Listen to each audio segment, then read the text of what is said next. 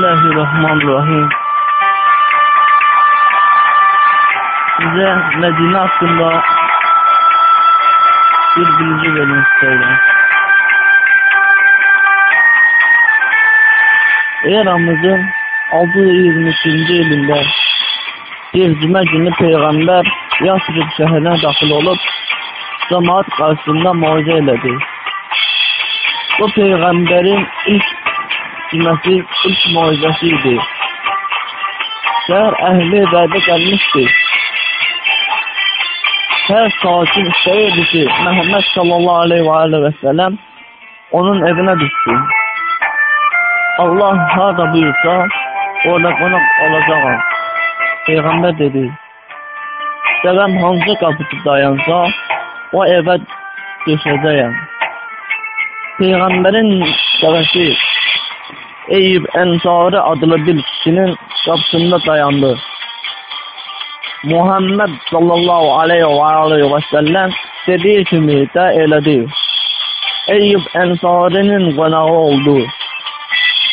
Mən məscidi harda tikdirim, ona boyda olsun deyə Peygamber düşünürdü.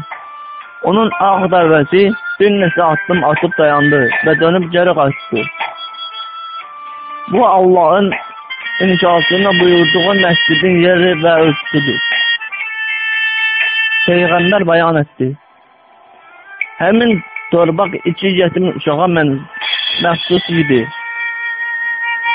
Yetimler tereddüt eləmədən üzlərini Muhammed'e sallallahu aleyhi ve selleme tutup dediler. Halal edilir. Lakin Muhammed sallallahu aleyhi ve sellem torpağı pulsuz götürmek istemedi. Pulunu mutlak vereceğim diye torpağı sahiplerinden satın aldı. Mekke'nin Müslümanlığı kabul eden sakinleri öz şehirlerinde kalmayıp Yasrib'e köçürdüler. Yasribliler onları muhacirin adlandırdılar.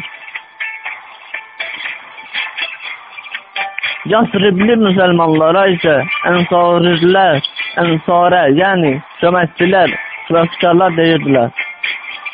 Yasrib o dövrdə Medine el-Yasrib yani Yasrib şehri kimi tanınırdı. Medine Ərəbcə şehir deməkdir.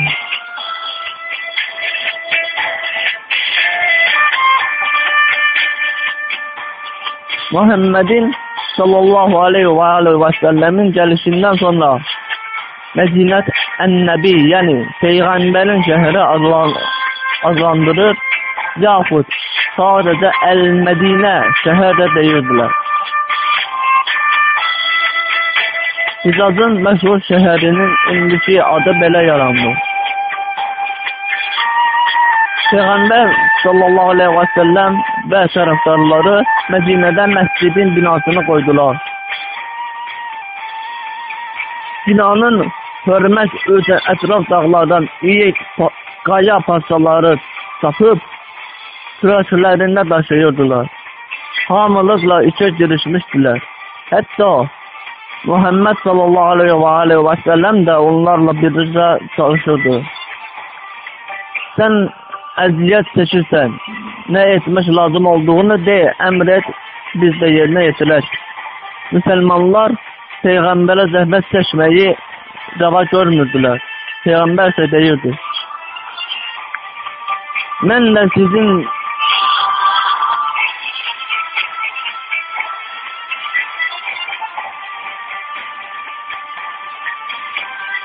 də sizin kimi insanam. Eğer siz zəhmət çəkirsinizsə, mən kənardan baxa bilmərəmmi? Tezliklə məscidin ikincisi başa çatdı. Mescid üzü Qüdüs'e tərəf idi. Çünkü Peygamber namaz kılarken özünü Qüdüs'e tuturdu. İşleri yarımçıq idi. Tamama yetirmək üçün hələ çox iş görməliydiler. Pulsuzluq el kollarını bağlamıştı. Peygamber özü de yoksul idi. Xədicədən qalan var dövlətin hamısını Məkkə köçkünlərinə xərcləmişdi. Artık hiç yandan köməyi olmayan adamlar odun satıp pul kazanır, özlerine ev düzeldirdiler. Şimdi Peygamberin karşısında iki vacib mesele dururdu.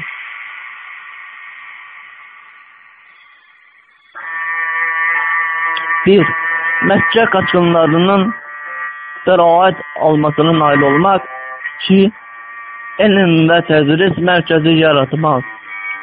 O ensarları ve muhacirleri yanına çağırdı.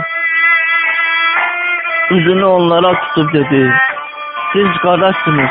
Ben istəyirəm həmişə qardaş kimi yaşayasınız. Muhacirlər hamısı yoxsuldur. Varlı olanlar da dövlətlərini koyup kaçıblar. İsterdim ki neyiniz varsa onlarla yarı böləsiniz. Beləliklə hər ensari bir muhacirə sığınacaq verdi. Muhacirlər ağır torpaq işləri görüp cəmlərini ensarilərə yarı bölürdülər.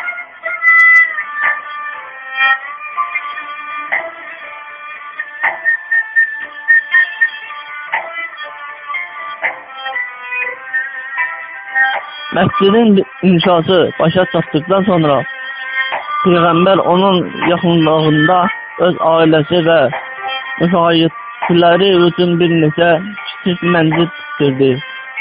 Mescidden sonra Peygamber hündür bir meydanda saldırdı. Bu da mektep olacaktı.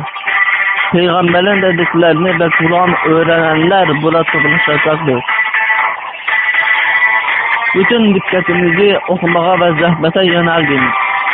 Muhammed sallallahu aleyhi ve sellem söyleyirdi.